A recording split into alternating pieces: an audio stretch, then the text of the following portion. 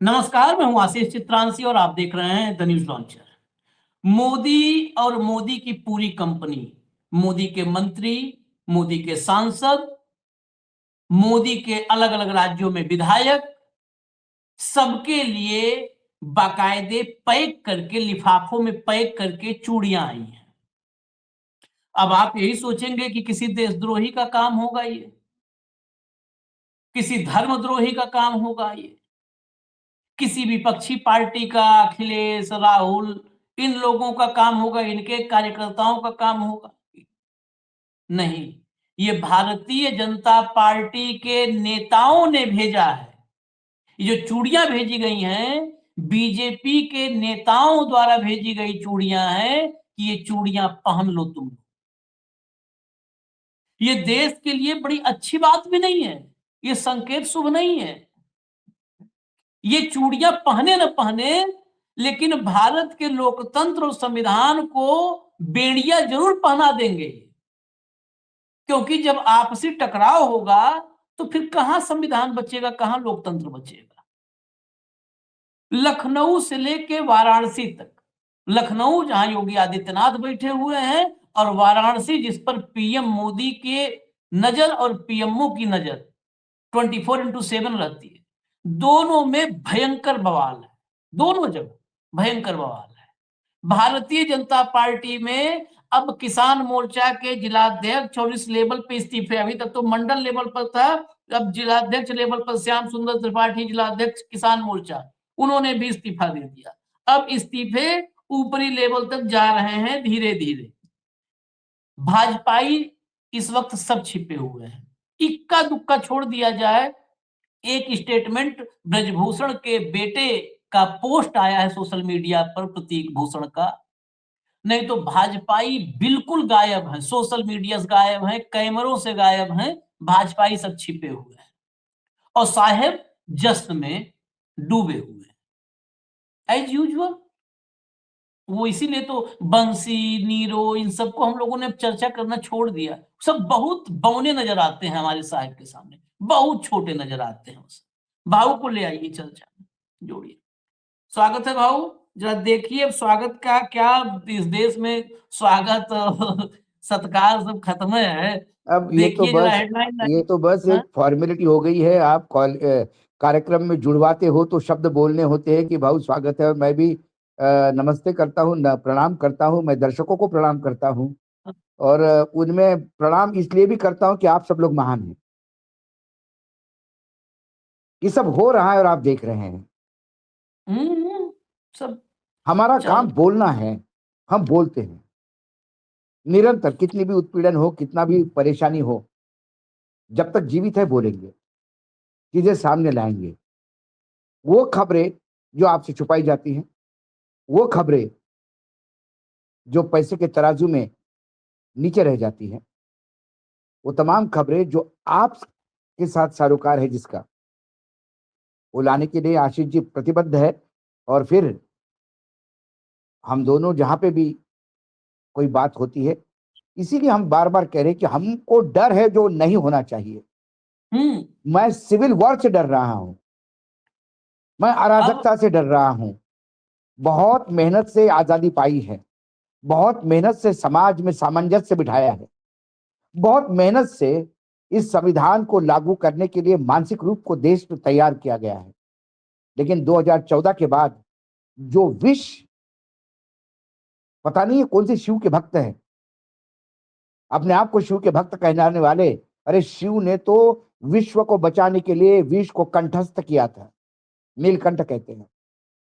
और आप विष उगल उगल के बाहर समाज में फैला फैला के हिंदू मुसलमान, जाति जातियों में आपस में टकराव, धर्म के शंकराचार्यों में टकराव, मंदिरों पे कब्जे, परंपराओं पे कब्जे, एक नया समाज, शायद हिटलर की भी जो सोच नहीं थी, उससे भी 4 कदम आगे की सोच के साथ क्या इस उपमहाद्वीप को गढ़ने जा रहे हो? ये डर है। जितना भोलेनाथ ने हमारे विष पान नहीं किया था उससे ज्यादा ये ज्यादा विस्मृत पवन विष कर चुके और उसी का नतीजा है। देखिए अभी जरा, देखिए भाजपा के भीतर की हालत। भैया हेडलाइन लाइए जरा, दिखाइए।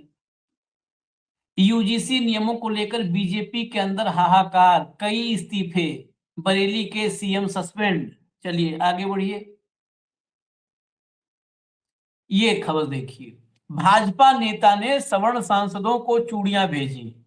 कुमार विश्वास बोले, मैं अभागा सवर्ण हूं, मेरा रोया रोया उखाड़ लो राजा।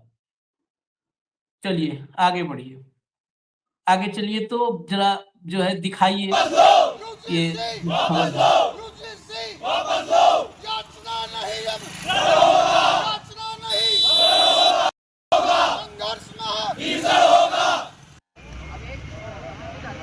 याचना नहीं अब रण होगा, संघर्ष बड़ा भीषण होगा। अब सोचिए इस देश में संघर्ष जब लोग करने के लिए सड़क पर हैं, भेजा किससे जाएगा। संघर्ष हम करेंगे? इनसे बात करेंगे इन सरकार लोगों से कि आखिर ये देखिए, ये चूड़ियां किन किन को भेजा जा ये रहा है। चूड़ियां बात करेंगे इन लोगों से कि आखिर ये चूड़ियां किन किन को भेजा जा रहा है और वजह क्या है। चूड़ियां, लाल चूड़ियां टेबल पे पैकिंग चल रही है चूड़ियों की, ये भेजी जा चुकी है। ये जब पैकिंग चल रही थी तब का विजुअल है। अब जो सुनवा दीजिए, भेजा गया है किनको किनको, ये सुनवा दीजिए। हम बताएं उससे बेहतर है भेजने वाले बता दें। अपना परिचय बता दीजिए। रमेश बहादुर सिंह नाम है, भाजपा किसान नेता के नाम से जाना जाता हूँ। क्या मामला है? मामला ये है कि भारतीय जनता पार्टी की सरकार ने सवर्णों का गला घोंटते हुए यूजीसी कानून पास कर दिया। उसके विरोध में ये सब युवा हैं और उन्होंने हमको जबरदस्ती बुलाया कि आप इसका विरोध आप भी करें। तो मैं तो अपने आप को गर्वान्वित महसूस कर रहा हूँ कि अपने बच्चों का जीवन बचाने के लिए मैं इनके साथ खड़ा हूँ। क्या चाहते हैं ये बताइए। भारत सरकार यूजीसी कानून वापस ले। हमारे बच्चों ने वोट दिया है भारतीय जनता पार्टी को, और भारतीय जनता पार्टी के इतने सांसद और जो मंत्री हैं सवर्ण हैं, वो इसका विरोध नहीं कर रहे हैं। इसका मतलब जाहिर होता है कि उनकी रगों में उनके पूर्वजों का खून नहीं बह रहा है, जो अपने बच्चों के लिए ऐसा नहीं सोच सकते। हमारे बच्चों का संस्कार नष्ट किया जा रहा है। इंटरमीडिएट के बाद हमारे बच्चे वहाँ पढ़ नहीं सकते, और अगर पढ़ने जाएंगे तो ये होगा कि कोई विकलांग अनुसूचित जात की लड़की इन पर झूठा आरोप लगाकर इनसे जबरदस्ती शादी कर लेगी और हम लोग यहाँ तड़पते रह जाएंगे। तो ये कानून नहीं होगा। समता और समानता के नाम पर भारतीय जनता पार्टी ने वोट लिया है।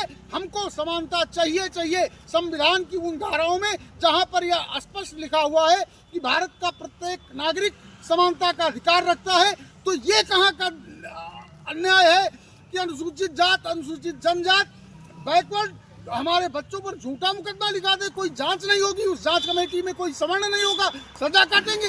ये अन्याय है। हम इस अन्याय का विरोध करते हैं। अगर ये बिल वापस नहीं हुआ तो ये आंदोलन कब तक चलेगा? अरे ये आंदोलन जब तक बिल नहीं वापस होगा तब तक चलेगा। सरकारें आएंगी जाएंगी, ये तो सब कुकुर मुत्ते टाइप के लोग आते और जाते हैं। हम इसका कभी नहीं, इसके लिए हमारे नौजवान नहीं डरते। जोर से एक बार आप लोग नारा लगाए, यूजीसी मुर्दाबाद, यूजीसी मुर्दाबाद, यूजीसी मुर्दाबाद, यूजीसी। ये देखिए, ये चूड़ी भेजने वाले लोग थे। अब जरा मैं थोड़ा एक एक शहर की फोटो एक दिखाऊंगा, क्योंकि फिर कार्यक्रम लंबा हो जाता है, तो एक एक फोटो दिखाता हूँ। भैया फोटो एक करके दिखा दीजिए जरा।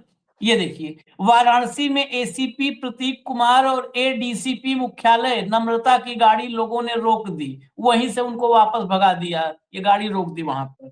आगे चलिए, वाराणसी में पुलिस अफसरों की गाड़ी रोककर सरकार के खिलाफ नारेबाजी। वाराणसी में तो बीएचयू से लेकर के चारों तरफ हाहाकार है। प्रतापगढ़ का ये, प्रतापगढ़ में यूजीसी के विरोध में परशुराम सेना के पदाधिकारी कार्यकर्ता अधिवक्ता प्रदर्शन पर उतरे। आगे चलिए, सोनभद्र में सवर्ण कार्यकर्ताओं ने जिला मुख्यालय पर जमकर प्रदर्शन किया। आगे चलिए,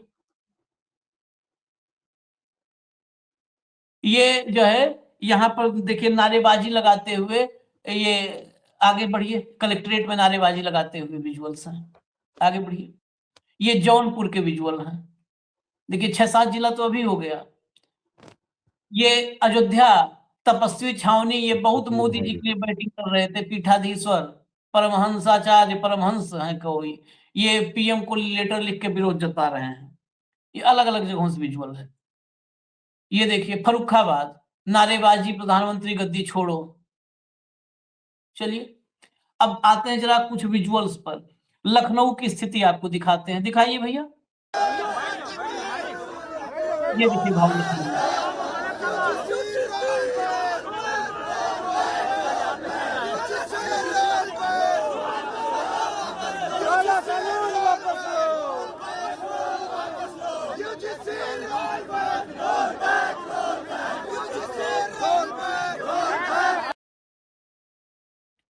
ये लखनऊ था।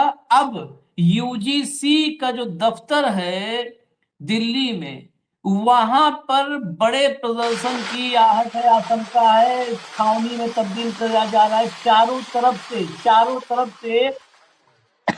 यूजीसी का जो दफ्तर है उसको चारों तरफ से ऐसे सील किया जा रहा है, बैरिकेडिंग लगा करके। ये है खौफ अलग अलग जिलों में, जब ये है और सब दिल्ली न पहुंच जाए इस चक्कर में। चलिए आगे चलिए,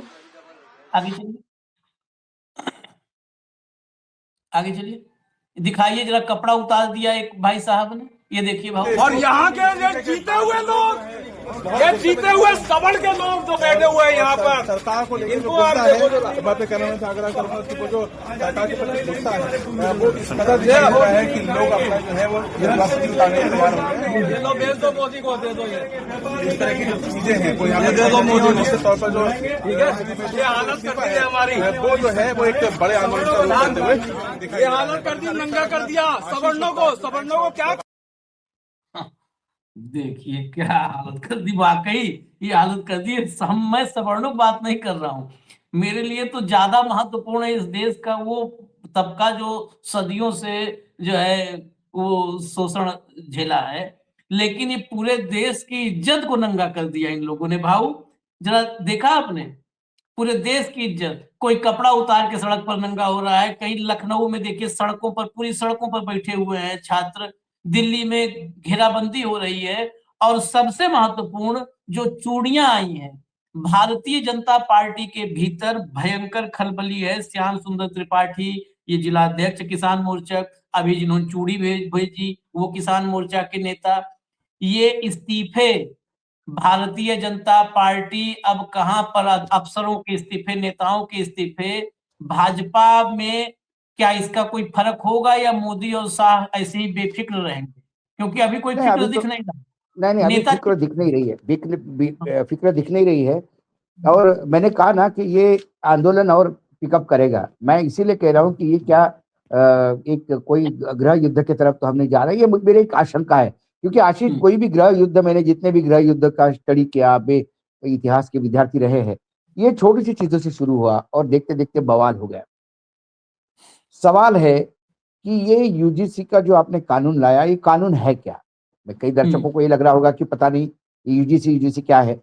यूजीसी कानून में मुझे लगता है कि ये फिर सरकार ने आ बैन मुझे मार वाली बात कही।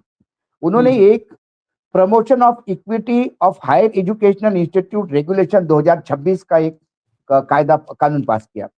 अब इसके अंदर क्या है, हर उस संस्था को जो यूजीसी से मान्यता प्राप्त है, क्योंकि हर कॉलेज यूजीसी से मान्यता प्राप्त ही है, यूनिवर्सिटी यूजीसी से मान्यता प्राप्त है, उनको अपने यहाँ इक्वल अपॉर्चुनिटी सेंटर बनाना पड़ेगा, जिसका नाम ईओसी है। अब ईओसी में क्या होगा? ईओसी में ये होगा कि कोई भी एसटी, एससी या ओबीसी विद्यार्थी या टीचर या प्रोफेसर कंप्लेंट कर देगा कि मुझे भाई ये प्रताड़ना कर रहा है सवर्ण, तो उस पर तुरंत एक्शन होगा। 24 घंटे के अंदर उसको सुनवाई चालू हो जाएगी और 7 दिन के अंदर उस पर कोई एक्शन करना है। अब उसमें सबसे बड़ा प्रॉब्लम ये है कि शिकायतकर्ता को सिर्फ शिकायत करना है, जिसके खिलाफ शिकायत की है उसको ये बताना है कि वो निर्दोष है।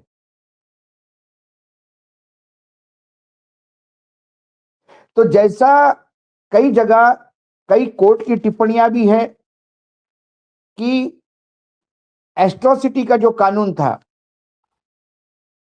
उसको कई जगह दुरुपयोग भी हुआ है।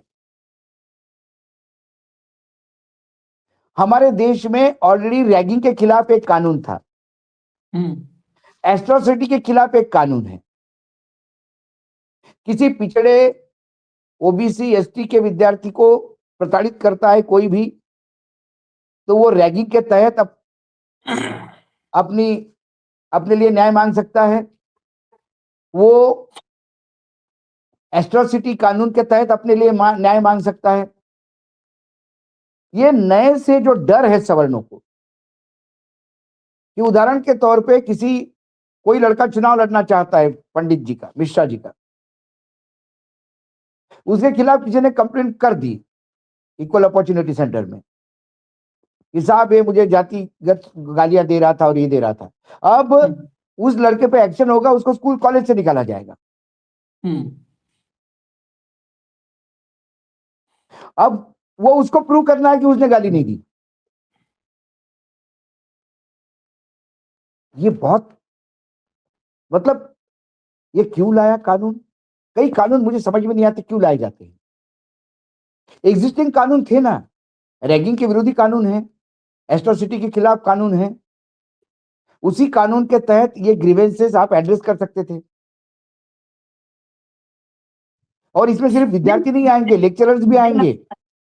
नहीं, उसमें कई सारे सवाल हैं जो पिछड़े दलित संगठन है, उनके कई सारे सवाल थे। रोहित वेमुला से लेकर के एक लंबी फहरिस्त है जिन्होंने अपनी जान दे दी है इसी जातीय भेदभाव और उत्पीड़न की वजह से। क्या हो गया आशीष, 2 मिनट, मैं बार बार कह रहा हूँ कानून, मैंने वही कहा, कानून लाके कभी कुछ भला हुआ क्या?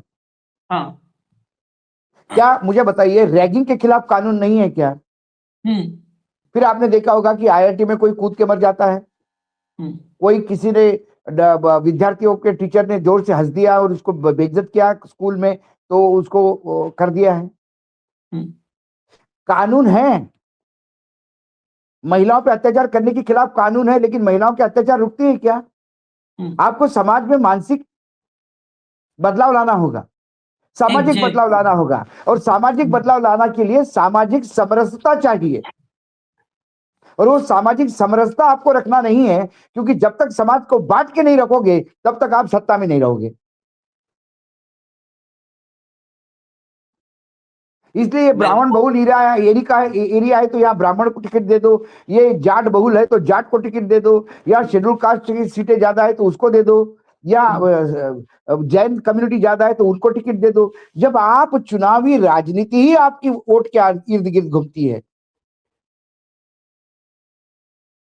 मैंने इसीलिए कहा कि उनकी जितनी भी है हत्याएं हुई हैं, तो क्या कोई गारंटी दे सकता है दलित संगठन भी कि ये कानून पारित होने के बाद हत्याएं नहीं होगी? नहीं, मैं लोग एक सबसे इंपॉर्टेंट चीज मैं इस चर्चा में लाना चाहता हूं, और ये व्यवहारिक है। जितने दर्शक होंगे, अगर वो गांव कस्बा देहात देखे होंगे, तो इस बात को खुद बतावे कि गलत है सही है। जब SC/ST एक्ट आया था, मैं किस बात से, मैं इसीलिए कह रहा हूं कि इसमें भरपूर चर्चा होनी चाहिए थी। SC/ST एक्ट का आज भी बहुत सारे लोग कहते हैं, जो आधी अधूरी बात करते हैं, कि SC/ST एक्ट का दुरुपयोग करके सवर्णों को फंसाया गया। लेकिन अगर SC/ST एक्ट का इस्तेमाल करके 100 केस ऐसे हैं कि जहां पर दुरुपयोग करके फंसाया गया, तो 100 में मैं 80 केस ऐसे बताऊंगा, 80 केस जहां पर सवर्ण को फंसाने के लिए किसी सवर्ण ने ही एक SC को केवल मोहरा बनाया। गांव में क्या हुआ SC/ST एक्ट में, मैं अभी इसी बात पे आपके परसेंटेज से मैं थोड़ा सा ये नहीं करता। वो 80-20 नहीं है, वो 80-20 है, 20-80 नहीं है।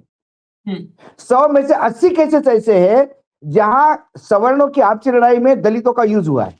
भाई 80 मैं कह रहा हूं कि 80% ऐसे हैं 80% जिसमें 80% वही परसेंटेज 80% में सवर्ण, 2 सवर्णों के लड़ाई में उस दलित को टूल के रूप में इस्तेमाल किया गया।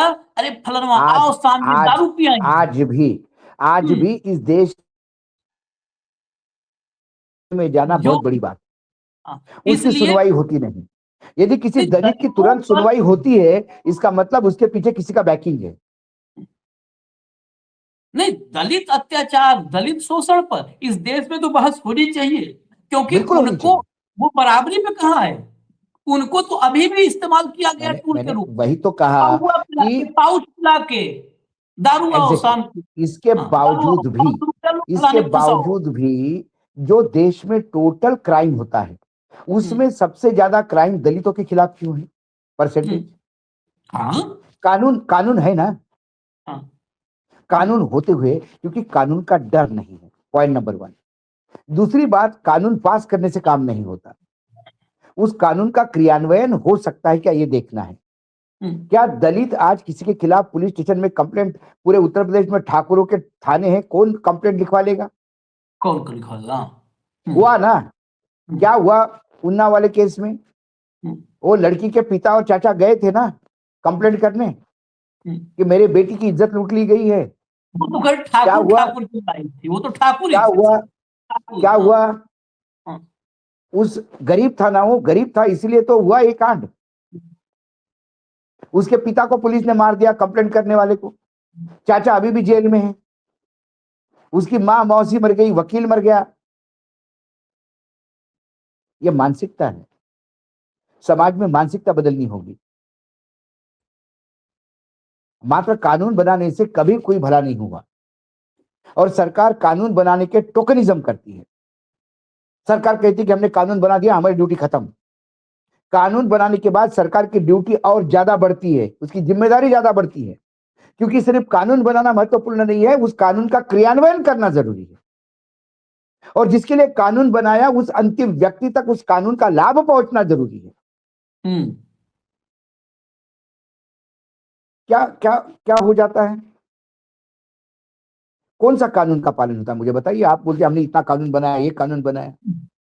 निर्भया के बाद क्या हुआ? कितना बड़ा देश में लड़कियों के इज्जत लूटने पे या हत्या होने पे क्या हो गया? उसके बाद क्या हुआ? केसेस कम हो गए, केसेस बढ़ गए, क्योंकि डर नहीं रहा, क्योंकि छोड़ा जाता है, गवाह होस्टाइल हो जाते हैं। जब बिल्किस बानो के अपराधियों को सम्मान करते हो आप, तो डर किस बात करेगा? जब बीएचयू में बीजेपी के नेता जो करते, बीजेपी के तथाकथित जो ऑफिस बेरर थे, उनने एक लड़की की इज्जत लूट ली, क्या हुआ? उनको जमानत मिल जाती है, उनका स्वागत होता है। फिर ये कानून किस काम का? उनको तो पता है ये करो, और सरकार अपने साथ है तो स्वागत होता है।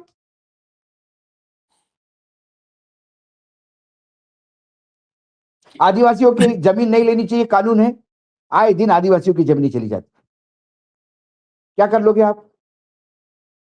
सवाल कानून पास करने का नहीं, सवाल क्रियान्वयन का है और अंतिम व्यक्ति तक जाने का है। नहीं, जब ये नेता भाऊ जब घूम घूम के जातिगत जहर बो करके वोट मांगेंगे, तो ये क्या कानून इनका काम करेगा? बिल्कुल बिल्कुल खुद ये बिल्कुल जहर बिल्कुल। बोलते हैं, और हम आप शायद नहीं समझ पा रहे हैं। हम आप शायद नहीं समझ पा रहे हैं। निशिकांत दुबे समझे हैं, उनको जब मैं दिखा दूं, हम आप नहीं समझ पा रहे। निशिकांत दुबे तो सबसे ज्यादा समझदार है।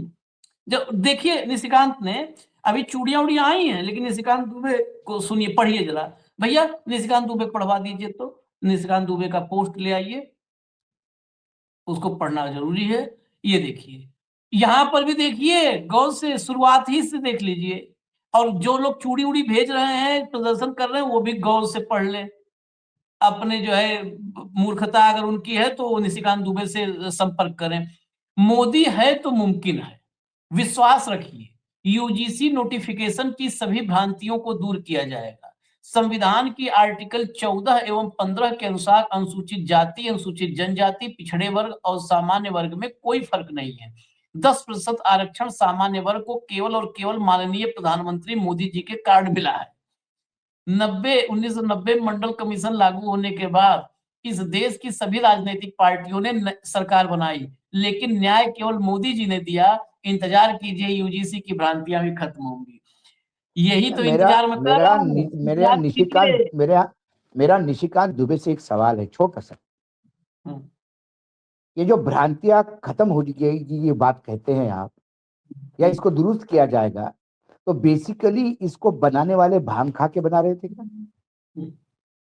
कि नींद में थे, कि मजाक मजाक में बना लिया? देख लेते यार, बाद में लोगों ने कुछ कहा तो देख लेंगे, अभी तो बना लो। इस देश में कानून बनाने जा रहे हो, उपमहाद्वीप में वो कानून लागू होगा।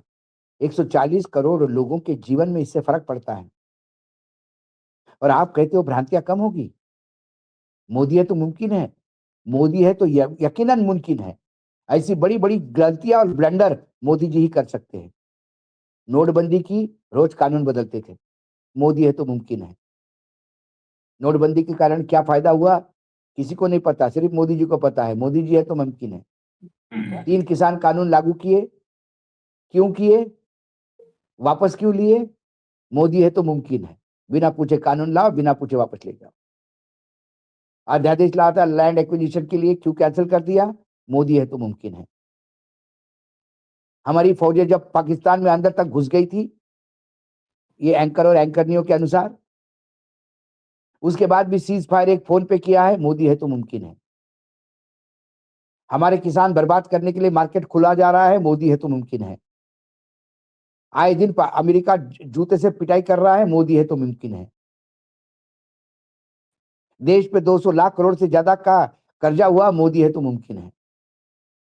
तुम्हारे जैसे कुपड़ों को उन्होंने विदेश भेजा भारत की बात रखने के लिए, वहां जाके शॉपिंग करके आ गए हैं। मोदी है तो मुमकिन है। आपके लिए तो अच्छा है ना मोदी जी, क्योंकि आपको शॉपिंग के लिए भेजते हैं, गाने गाने के लिए भेजते हैं। गुलमर्ग में सालगिरह मना रहे थे, इनके लिए तो सब गुलबर्ग में सालगिरह मना सकते हो, ये तब मोदी है तभी मुमकिन है। दूसरी कोई सरकारें होती तो अभी ईडी और सीबीआई के चक्कर में चक्कर काट रहे होते। जितना मेडिकल कॉलेज से लेके सब कॉलेज का जो गड़बड़ किया वो लोगों को पता नहीं क्या। हाँ। और आपके जैसे कुपड़ लोग पार्लियामेंट में बैठते हैं, ये मोदी है तो ही मुमकिन है। सही बात है। ज्ञानेश कुमार के आशीर्वाद से जो सुकुमार सेन को कह देता है हमारे मुख्य चुनाव आयुक्त पहले, जिन पर हमें गर्व है, उनको कह देता है कि नेहरू ने राज्यपाल बना दिया था दूसरे देश का। इतना दूसरे देश में राज्यपाल बनाते हैं, इसको एम्बेसडर और राज्यपाल का फर्क नहीं समझता। ये कुपड़ आदमी जो न्यायपालिका को खड़े होकर गाली देता है। चलते चलते जरा दिखा देते हैं, अभी तो दिखाए, अभी बचा एक और इंफॉर्मेशन मेरे पास है, वो भी शेयर करूं मैं आपसे। एक सरकारी कवि है, कभी कथावाचक का चोला भी पहनता है, कुमार विश्वास। हमारे अच्छे मित्र है, भाई है हमारे, लेकिन क्या करो, अब सरकारी है तो सरकारी है। जब भाई तो बहुत सारे भाई तो आप देख लीजिए, नाभी भी भाई नहीं बताया था एक भाई की। मैं तो आपको कहता हूँ कि कुमार विश्वास जो है, मैंने उनके बिल्कुल कई सालों से मैं जानता हूँ। कुमार भाई जो है, वो जब उनको लगता है कि यूपीए की सरकार, मतलब कांग्रेस की सरकारें जहां जहां हैं वहां तो फिर वो एकदम नेहरू का प्रेम उमड़ाता है, नहीं तो फिर वो फिर गांधी परिवार को गाली देने में बाज भी नहीं आते। कुमार विश्वास ने स्वर्गीय रमेश रंजन मिश्र की एक कविता को सोशल मीडिया पे टैग करते हुए किया, और फिर इस यूजीसी का घोर विरोध किया। उन्होंने कहा, चाहे दिल लो या ताड़ लो राजा, राई लो या पहाड़ लो राजा, मैं अभागा सवर्ण हूं, मैं अभागा सवर्ण हूं, मेरा रोया उखाड़ लो राजा। ये कुमार विश्वास, मतलब अब ये सरकारी कवि भी क्योंकि इनको एक तो ब्राह्मण होने का जबरदस्त वो है, क्या बोलते उसको, अभिमान है, और होना चाहिए हर आदमी को अपने जाति धर्म पे अभिमान होना योगी चाहिए। पर इनको काहे ना हो, योगी हो करके हो सकता है, तो कवि है बेचारा। हाँ बिल्कुल कवि है। तो ये सरकारी कवि भी अब विरोध में आ गए हैं। लेकिन इनका विरोध कितना दिन है पता नहीं। कल वो दूसरा कोई कविता फिर लिखेंगे कि गर्व है मुझे सवर्ण हूं और ये मोदी है तो मुमकिन है। ये कहने में इनको टाइम नहीं लगेगा, क्योंकि इनका रंग भी इतने जल्दी बदलता है समय समय के अनुसार, और सरकार के अनुसार। इसलिए मैंने सरकारी कवि कहा, सरकारी कवि ऑब्लिक कथावाचक। इनके भरोसा नहीं किया जा सकता, बहुत तेज ये रंग बदलते हैं। जरा एक दो विजुअल दिखा दीजिए, फिर इजाजत लें। दिखा दीजिए फटाफट जो है, ये देखिए, ये अलग अलग, ये जो आपको छोटे विंडो में दिख रहा है, इधर 1 नंबर पे राजस्थान का है। ये 2 नंबर वाले का अगर ऑडियो हो तो अच्छी बात है, नहीं हो तो कोई बात नहीं है। ये 2 नंबर वाले में देखिए, भगवाधारी जो है, भगवा बेस में, वो भी मैदान में उतर रहे हैं, छात्रों और युवाओं अगुवाई कर रहे हैं भगवाधारी भी। तो ये अब आंदोलन क्या, ये देखिए, ये देख रहे हैं आप, ये देखिए। तो अब हमको जो है इजाजत दीजिए, अगर कोई विजुअल हो तो चला दीजिए, नहीं तो इजाजत दीजिए, अगर एक आध और हो किसी शहर का, किसी कस्बे का तो चला दीजिए, और नहीं तो चलिए इजाजत लेते हैं, क्योंकि अभी तो ये देखिए हो कहाँ तक जाएगा। क्योंकि सरकार ऐसे मौकों पर किसी भी देश में आप सोचिए, मैं कई बार जब कहता हूँ आप लोग कहते हैं रिपीट, ये लोग करते हैं वही बात। किसी और भी और एक इतने बवाल कब थे इस देश में। शंकराचार्य का अलग चल रहा है, हाँ। मणिकर्णिका घाट का अलग चल रहा है, यूजीसी का अलग चल रहा है। हमारे महाराष्ट्र में एक नया बवाल शुरू हो रहा है, सारे पिछड़े और दलित अम्बेडकरवादी इकट्ठा हो गए हैं, क्योंकि वो महाजन साहब ने भाषण में अम्बेडकर जी का नाम नहीं लिया, तो किसी ने विरोध प्रकट किया, तो विरोध प्रकट कर दिया, तो उसके खिलाफ लोग बोलने लगे। तो वहां पे भी अब दो समुदाय सामने आ रहे हैं। और गिरीश महाजन बता रहे हैं कि मैं हर अम्बेडकर जयंती को अम्बेडकर जी के यहाँ जाता हूँ, मैं नीला रंग का, देखिए उनकी क्लियरिफिकेशन देखिए, मैं कई बार नीला शर्ट भी पहना हूँ, मतलब मैं दलितों के साथ हूँ, नीला कलर मतलब दलितों का, मैं कई बार नीला शर्ट भी पहना हूँ, मैं उनके साथ खाना भी खाता हूँ, मैंने पिछड़ों को कई बार टिकट भी दिए हैं चुनाव में, मैं अम्बेडकर जी के खिलाफ नहीं हूँ, ये जबरदस्ती मेरे खिलाफ बोला जा रहा है। और वहां प्रकाश आंबेडकर बीच में उतर आए, उनने कहा कि भाई इसके खिलाफ उत्पीड़न, दलित उत्पीड़न के नाम पे एक केस रजिस्टर हो जाए, पुलिस कंप्लेंट बाकायदा दायर हुई है। तो ये एक नया बवाल शुरू हो गया है, क्योंकि आंबेडकर का नाम ये भूल गए। मुझे नहीं लगता कि आंबेडकर का नाम भूल गए। मैं अभी भी कहता हूँ, कल भी मैंने मराठी में कार्यक्रम किया, उसमें लगातार कहा था कि 26 जनवरी के दिन संविधान जिस दिन लागू होता है, संविधान के नाम पे वो कार्यक्रम होता है, उसमें आंबेडकर जी का नाम, ये आंबेडकर जी का नाम आशीष हमारे महाराष्ट्र में बड़ा यूनिक चीज है। जैसे चुनाव शुरू हो जाते हैं, चुनावी भाषणों में भाषण शुरू होता है, छत्रपति शिवाजी महाराज, धर्मवीर संभाजी महाराज और शाहू, फुले और आंबेडकर का ये महाराष्ट्र यहां से शुरू होता है। ये 5 नाम अनिवार्य है, और चुनाव खत्म होते से इनको लॉकअप में डाल दिया जाता है। फिर मोदी जी, देवा भाऊ, हमारे यहाँ अब देवेंद्र फडणवीस कोई नहीं कहता, देवा भाऊ, देव हो गए, देव मतलब देवत्व प्राप्त हो गया उनको। तो एक अधिकार, एक वन डिपार्टमेंट, फॉरेस्ट मिनिस्ट्री की एक वो बैठी हुई थी, फॉरेस्ट डिपार्टमेंट की एक अपने ड्रेस में महिला माधुरी, वो उठ के खड़ी हो गई और उसने पूरी तरह से विरोध कर दिया कि आप आंबेडकर जी का नाम कैसा भूल सकते हैं। अब वो बवाल अलग हो गया महाराष्ट्र में, उसके नाम से अब पता नहीं और आगे क्या क्या होगा। तो ये अब कोई राज्य ऐसा बचा है क्या जहां पे अभी कोई बवाल नहीं है? पूरा देश आज की तारीख में अगर ये कहा जाए ना कि ज्वालामुखी के जो है एक सुसुप्त ज्वालामुखी के ऊपर है, और कब वो सक्रिय, मतलब सक्रिय, अब तो अब ये भी नहीं कह सकते सुसुप्त, अभी क्षमा कीजिए, एक ज्वालामुखी के ऊपर, सुसुप्त नहीं, अब जागृत हो चुका है, ये एक्टिव हो चुका है, उसके ऊपर बारूद के ढेर पर, और क्लियर कहना हो तो लोग कहते हैं ना बारूद के ढेर पर हमारे पूरे देश को, समाज को खड़ा करके रख दिया है, और सरकार सन्नाटे में। 10 आदमी के प्रदर्शन पर आप कभी वेस्टर्न कंट्रीज में चले जाइए, 10 आदमी के प्रदर्शन पर हाहाकार मच जाता है। अमेरिका में राज्यों के गवर्नर ट्रंप के खिलाफ मोर्चा खोल देते हैं, यहाँ सब सन्नाटे में है, यहाँ मुख्यमंत्री, प्रधानमंत्री सब, क्योंकि सब तो एक ही कोटरी के हैं। वो वसुधैव कुटुंबकम नहीं, बस मोदी कुटुंब, मोदी का कुटुंब। मैंने क्या कहा आशीष जी, ये मंत्रिमंडल नहीं, ये कव्वालों की टोली है। जब तक मुख्य कव्वाल सूर नहीं लगाएगा तब तक ये पीछे से शामिल बाजा में शामिल नहीं होंगे। और कव्वाली के पहले हेलो माइक टेस्टिंग जो करते हैं, वो काम हमारे निशिकांत दुबे का है। माइक टेस्टिंग इजाजत दीजिए, हालात वाकई बड़े बदतर है भैया। हालात है, ये हंसने वाली बात नहीं है, हम वाकई चिंतित है, इसलिए ये खबरें लगातार आपके सामने लाने का प्रयास कर रहे हैं। करिए, इजाजत दीजिए हमें। धन्यवाद भाऊ, बहुत बहुत धन्यवाद।